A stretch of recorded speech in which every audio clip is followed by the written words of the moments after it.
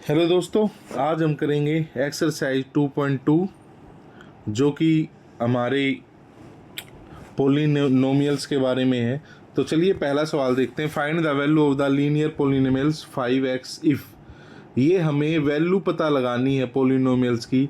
अगर हमें x की वैल्यू ये दी हुई है अलग अलग, तो हमें ये पुट करनी है। पुट क्या करनी है? जैसे पहला सवाल है, x की वैल्यू दी हुई है हमें 0, तो वो हमें इस लीनियर पोलिनोमियल्स में, इस एल्जेब्रिक एक्सप्रेशन में क्या करनी है? पुट करनी है। तो हम इसको पुट करके देखते हैं। 5x हमें दिया गया है -3 और x की वैल्यू क्या है? 0। तो x की जगह हम 0 रख देंगे। ये मैंने अपनी पिछली क्लासेस में किया हुआ है। अगर आपने नहीं देखी हैं तो इसे देखें ताकि आपको समझ आ जाए। तो ये ब्रैकेट्स में 0 आ गया। जब 5 और 0 की मल्टीप्लाई हुई तो 0 3।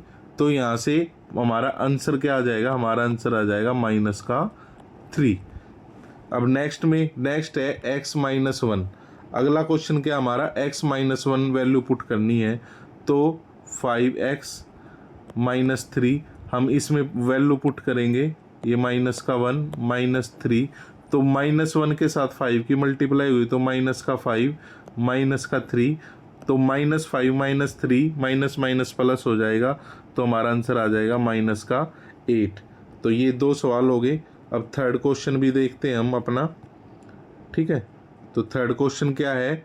x की वैल्यू दी हुई है 2, तो वो भी हम यहाँ पे पुट करते हैं। 5x-3, ये सेम हमारी वैल्यू, वो सवाल चलेगा उसमें, बस ये वैल्यू पुट करनी है। तो 5 की जगह हम पुट करेंगे 2 और माइनस में 3, तो 5 2 जा 10, माइनस का 3 इक्वल आ जाएगा प्लस का 10। ये हमारा हो गया आंसर। बड़ा ही सिंपल सा सवाल था। तो चलिए अब हम चलते हैं आगे वाले दूसरे सवाल पर, सेकंड सम पर। सेकंड सम क्या कह रहा है? Find the value of the quadric polynomial 7s⁻² - 4s + 6 if. तो इसमें हमें s की पावर 3 जगह दी हुई है, ये हमें पुट करनी है। तो मैं पहले एक ही बार में सम लिख लेता हूँ, फिर उसमें बार बार हम ये वैल्यू पुट कर लेंगे। हमारा सवाल क्या है? हमारा सवाल है ये। तो इसमें क्या करना है? 7s⁻² - 4s + 6, ये हमारा सम है। तो हम पहली वैल्यू पुट करते हैं ये s की पावर 0, तो 7s की पावर 0, वो s हो गया 0, तो पावर 2 -4 ब्रैकेट में 0 प्लस में 6। तो ये 7 क्या आ जाएगा? 7 स्क्वायर रूट करेंगे, वो करेंगे तो 0 -4 मल्टीप्लाई 0 + 6, तो ये 0 -0 + 6, तो हमारा आंसर क्या आ जाएगा? हमारा आंसर आ जाएगा 6। ठीक है, अब देखते हैं हम सेकंड हमारा क्या है? -3। s की जगह हमें क्या करना है? -3 पुट करना है। तो s की जगह -3, इसका स्क्वायर -4 3 + 6। तो 3 को जब हम 2 बार गुना करेंगे तो माइनस माइनस प्लस हो जाएगा। तो 3 3 9, 7 × 9 -4 3 जा 12 + 6। ठीक है, तो 9 7 जाए 7 9 जा 63 -12 + 6। तो हम इसमें से माइनस करेंगे तो ये 2, ये आ जाएगा हमारा 51 + 6, हमारा आंसर आ जाएगा 56। हमारा आंसर क्या आ गया? 56। अब हम देखते हैं इसका पार्ट 3। मैं इसको इरेज कर लूँ 1 मिनट। हमारा पार्ट 3 में क्या होगा? हमें s की पावर पुट करनी है 4। तो s की पावर पता है ना, सम हमारा ये है। तो s की पावर हम इसमें पुट करेंगे 4, तो s 4 का स्क्वायर -4 × 4 प्लस में 6, तो 4 4 जा, मतलब 4 की टेबल 16, तो 7 16, और ये माइनस में 16 प्लस में 6, 16 7 जा हमें देखना है कितना होता है। 16 7 जा कितना होता है?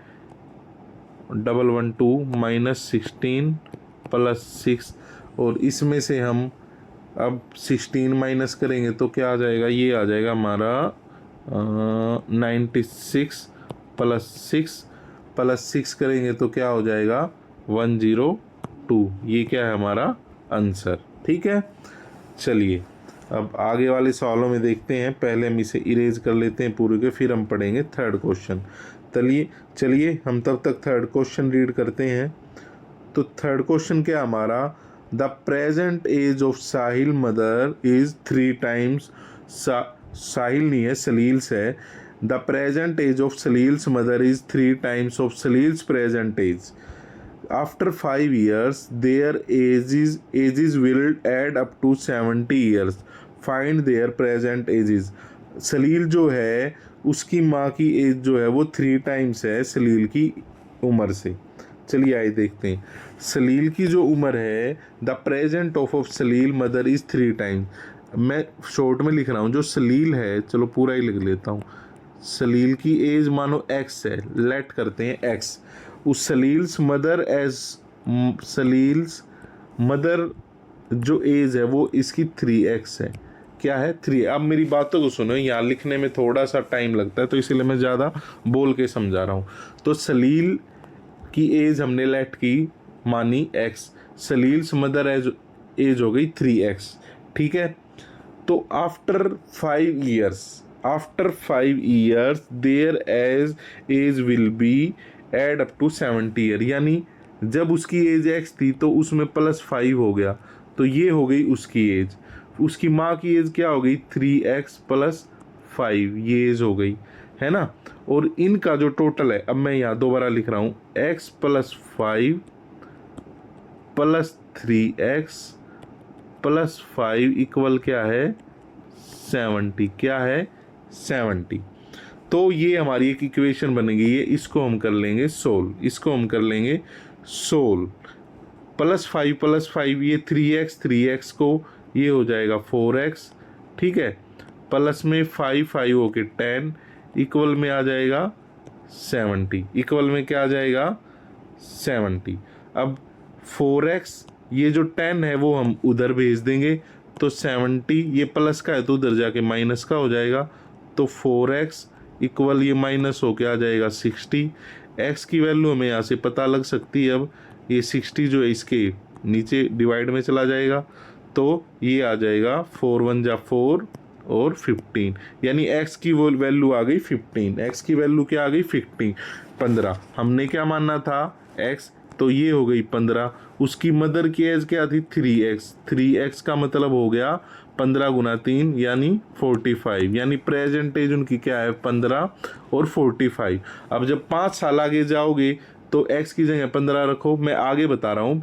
5 साल आगे जाओगे तो 15 प्लस 5 20 हो जाएगा, और 3x यानी 45 प्लस 5 कितना 50 हो जाएगा, और आप इसका टोटल करोगे तो 70। तो पूरा सवाल हमारा ये वेरीफाई हो गया है। उम्मीद है आपको समझ आई होगी। अगर कुछ डाउट लगे तो कमेंट बॉक्स में ज़रूर पूछना, कुछ सजेशन हो तो वो भी कमेंट बॉक्स में ज़रूर बताना। चलिए फोर्थ सम हम रीड करते हैं। The difference between 2 positive integers is 63। The ratio of the 2 integers is 2.5। Find the 2 integers. ये क्या कह रहा है कि दो जो पॉजिटिव नंबर है ना, उनके इंटीजर्स, जो पॉजिटिव इंटीजर्स हैं उनमें जो डिफरेंस है वो 63 का है, और जो उनका रेशो है ना उन नंबर्स का वो 2 और 5 है। 2 और 5 है। ये जो 2 और 5 है ना, ये रेशो में है, तो ये इनके साथ एक नंबर मल्टीपल में ज़रूर होगा। उसे हम मान लेते हैं x। उसे हम क्या मान लेते हैं, उसे हम मान लेते हैं x। तो और अब हमें दिया हुआ है डिफरेंस। हमें क्या दिया हुआ है उन दो नंबर्स का, a और b का, a माइनस b, कोई भी हम मान लेते हैं a बड़ा है, तो वो हमें डिफरेंस दिया हुआ है 63। और हमें a और b की क्या दी हुई है, a और b का हमें दिया हुआ है रेशो। तो इनका डिफरेंस क्या बन रहा है, इनका डिफरेंस मैं मान लेता हूँ ये a है ये b है एक फ़िलहाल के लिए, तो इनका डिफरेंस बन रहा है 3x। क्या बन रहा है भाई 3x, और 3x हमारे इक्वल क्या दिया हुआ है 63। तो x की वैल्यू हमारे पास क्या हो जाएगी 21, क्या हो जाएगी 21। तो पहला जो नंबर है हमारे पास वो क्या है 21, x की जगह हम रखेंगे और 2 यानी कि 42, और दूसरा नंबर क्या है हमारे पास 21 मल्टीप्लाई बाय 5 यानी 105, ये हमारा नंबर है। अगर आप इन दोनों को माइनस भी करके देखोगे 105 माइनस 42, तो हमारा डिफरेंस क्या आ रहा है 63 ही आ रहा है। तो ये हमारा क्वेश्चन हो गया वेरीफाई, और हमारे आंसर जो इन्होंने पूछा है वो हमने बता दिया है। ठीक है, अब नेक्स्ट देखते हैं। Ruby has 3 times as many 2 rupees coins as she has 5 rupees coins। Ruby के पास क्या है 3 times रुपीज़ हैं, एज मैनी 2 rupees coin, यानी 2 rupees के कॉइन जो है ना वो उसके पास 3 times है 5 रुपए की तुलना में। If she has a total 88, how many coins does she have. उसके पास 2 rupees के क्या है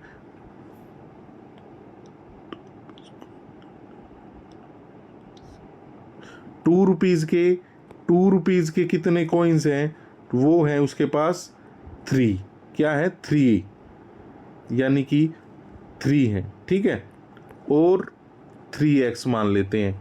ठीक है, और उसके पास ये सॉरी 1 मिनट,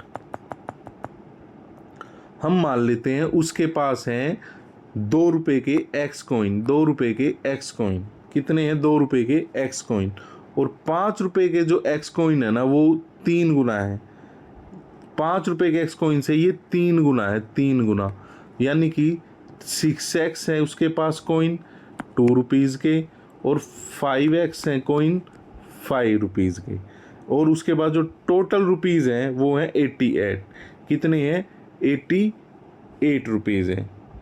ठीक है, 88 रुपीज़ हैं।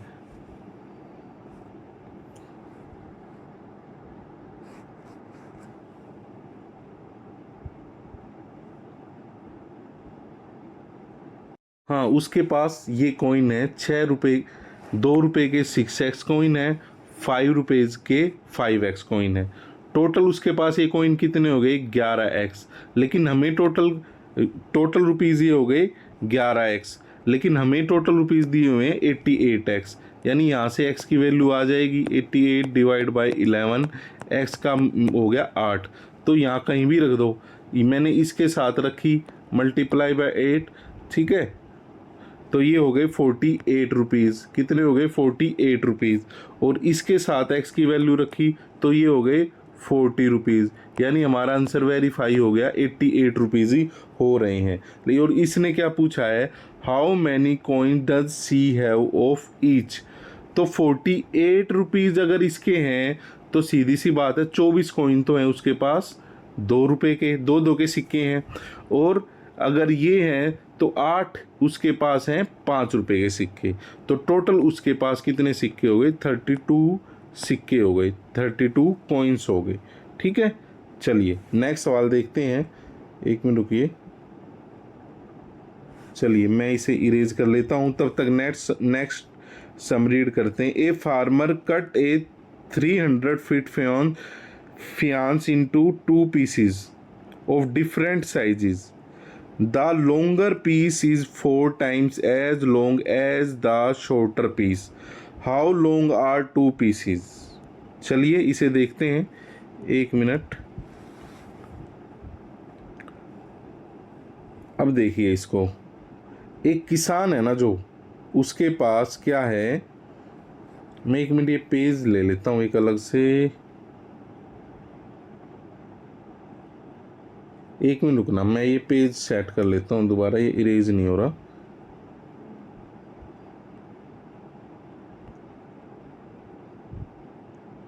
एक मिनट, चलिए यहीं करते हैं सवाल आराम से, आप समझना बस। ठीक है, देखिए हमारा मकसद है मेन समझना।